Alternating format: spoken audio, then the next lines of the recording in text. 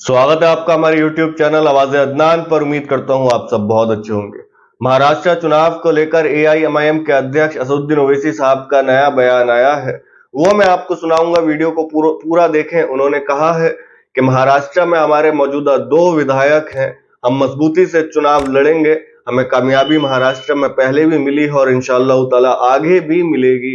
उन्होंने कहा कि जैसे कि और पार्टियां अपनी पार्टी का फैसला करती हैं, वैसा ही हम अपनी पार्टी का फैसला करेंगे। आप जानते हैं कि असदुद्दीन ओवैसी की पार्टी ऑल इंडिया मजलिस इत्तेहादुल मुस्लिमीन ने एमवीए के साथ महाविकास आघाड़ी के साथ गठबंधन के लिए एक चिट्ठी भेजी थी, जिसमें कि महाविकास आघाड़ी की तरफ से कोई जवाब नहीं आया। कोई कह रहा है कि हमें मिली नहीं है, और ऑल इंडिया मजलिस इत्तेहादुल मुस्लिमीन ने शरद पवार साहब को भी भेजी थी। उधर से संजय रावत साहब का बयान आया कि अगर कोई चिट्ठी आई है तो उस पर जरूर देखेंगे और पार्टी के सीनियर लीडर उस चीज का फैसला करेंगे।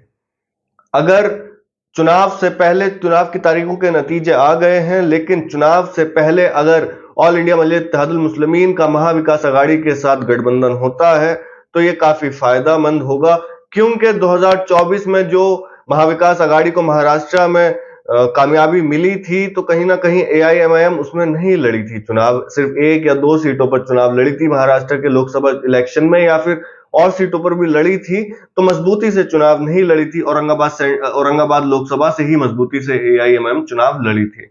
लेकिन अब जो असेंबली का चुनाव है, इसमें एआईएमआईएम पूरे दमदारी से चुनाव में हिस्सा ले रही है, पूरे दमदारी से चुनाव लड़ रही है।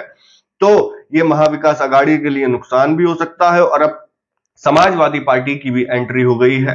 ये असदुद्दीन ओवैसी साहब के लिए भी एक टेंशन की बात है, क्योंकि समाजवादी पार्टी की जो नजर है वो मुस्लिम वोट बैंक पर है, जो उन सीटों पर है जहां से 30 से 35% मुस्लिम वोटर्स हैं। 2 जगह अखिलेश यादव साहब ने अपनी जनसभा करी मालेगांव सिटी में, जहां से एआईएमआईएम के मौजूदा विधायक हैं। अगले दिन उन्होंने करी दूल्हे शहर से, तो वहां से भी एआईएमआईएम के मौजूदा विधायक हैं। मैं चले आपको असदुद्दीन ओवैसी साहब की ये बयान सुनाता हूं। हम लड़ेंगे महाराष्ट्र का चुनाव। हमारे 2 विधायक वहाँ से ऑलरेडी जीत कर आए, 2 हैं। हमारी कोशिश होगी कि हम और हमारे विधायक की संख्या को बढ़ाएं, और साथ ही साथ हम ये भी उम्मीद करते हैं कि महाराष्ट्र की जनता दोबारा फडणवीस शिंदे की सरकार को अपना एतमाद नहीं देगी। महाराष्ट्र में हमारे पार्टी के अध्यक्ष ने वो कोशिश की। अब बॉल बोलते हैं अंग्रेजी में, the ball is in their court. हम तो अपना चुनाव तो लड़ेंगे, अब उनको डिसाइड करना है, उनको फैसला करना है। जैसा उनको अपनी पार्टी का फैसला करना है, वैसा हमको हमारी पार्टी का फैसला करना है। तो आपने जैसे कि असदुद्दीन ओवैसी साहब की क्लिप सुन ली है। उन्होंने कहा है कि हमारी पार्टी, हम भी अपनी पार्टी का फैसला लेंगे। और आपको बता दूं कि इम्तियाज जलील साहब ने, वारिस पठान साहब ने महाविकास आघाड़ी से काफी बार ये कहा है कि हम गठबंधन के लिए तैयार हैं, ताकि आपको नुकसान ना पहुंचे। और आपका मकसद और हमारा मकसद एक ही है इस वक्त, कि महाराष्ट्र में एक अच्छी सरकार बने। तो उस लिए हम एक साथ आ जाते हैं ताकि वोटों पर कोई नुकसान ना हो। लेकिन एमवीए ने तो एक लाइन खींच रखी है कि एआईएमआईएम को तो नहीं लेना।